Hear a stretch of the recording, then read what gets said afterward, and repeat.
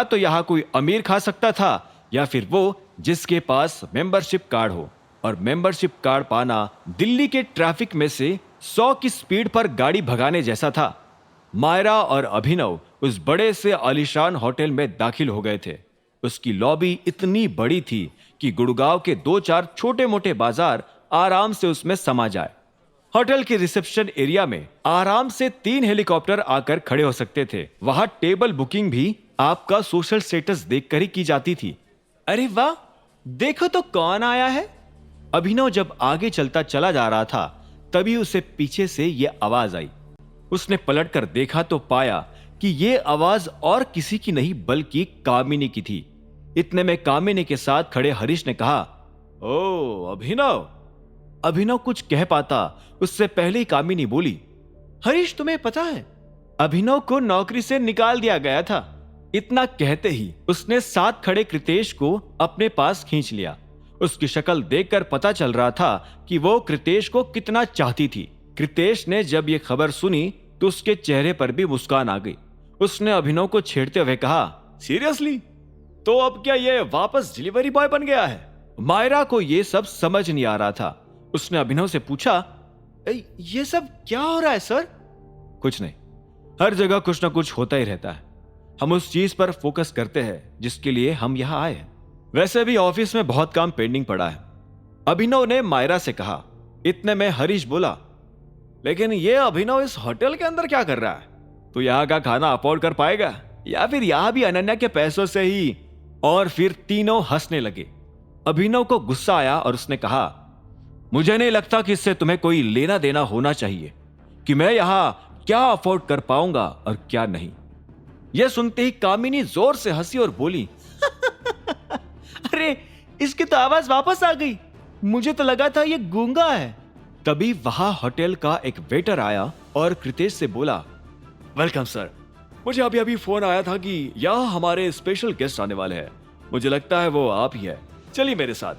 कामिनी ने वेटर के मुंह से ये बात सुनते ही अभिनव को देखा और उसे चिढ़ाने के लिए अपनी जुबान बाहर निकाल दी। ये सब करके अंदर ही अंदर उसे काफी सुकून महसूस हो रहा था। अब इससे पहले कि वो लोग आगे जा पाते, अभिनव ने पीछे से कहा, गलतफहमी होने की भी एक हद होती है दोस्तों। अभिनव की बात सुनते ही सब रुके और उसे देखने लगे। अभिनव ने वेटर को देखा और कहा, तुम जिसे लेने आए हो वो ये नहीं, मैं हूं। तेरा दिमाग खराब हो गया है क्या? हरीश ने गुस्से में अभिनव से कहा। अभिनव ने उसे कोई जवाब नहीं दिया। उसने अपना फोन निकाला और वेटर को दिखाते हुए बोला, तुम चाहो तो मेरा नंबर चेक कर सकते हो, पता चल जाएगा दिमाग किसका खराब हुआ है।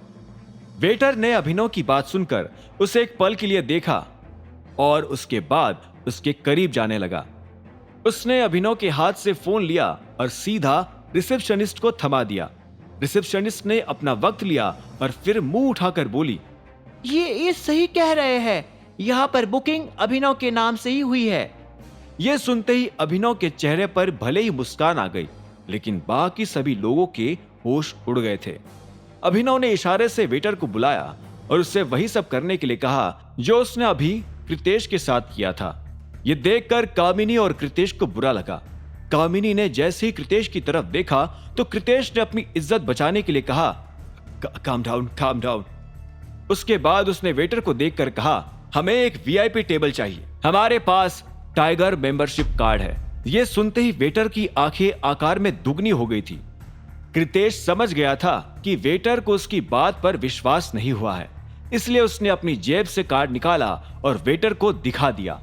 कामिनी ने फिर से अभिनव को छेड़ने के लिए कहा, ये लड़का यहाँ अपनी बीवी के पैसों पर मौज उड़ाने आया है, इसलिए इसे मालूम नहीं कि यहाँ के कायदे क्या है। वेटर ने इस बात पर अभिनव को देखा और बोला, सॉरी, लेकिन आपसे पहले ये आए थे और इनके पास कार्ड भी है, इसलिए मुझे पहले इन्हें अटेंड करना पड़ेगा।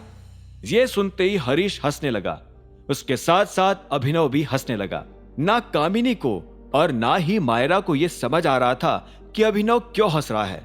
अभिनव ने हंसते हुए ही अपनी जेब में हाथ डाला और कार्ड निकालकर बोला, ये तो मेरे पास भी है। अभिनव के हाथ में वो कार्ड देखकर सब लोगों के होश उड़ गए थे। आगे की कहानी जानने के लिए देखें अगला एपिसोड सिर्फ पॉकेट एफएम के यूट्यूब चैनल पर। और द रिटर्न ऑफ टाइगर के सारे एपिसोड्स को सुनने के लिए डिस्क्रिप्शन में दी लिंक से डाउनलोड करें पॉकेट FM ऐप।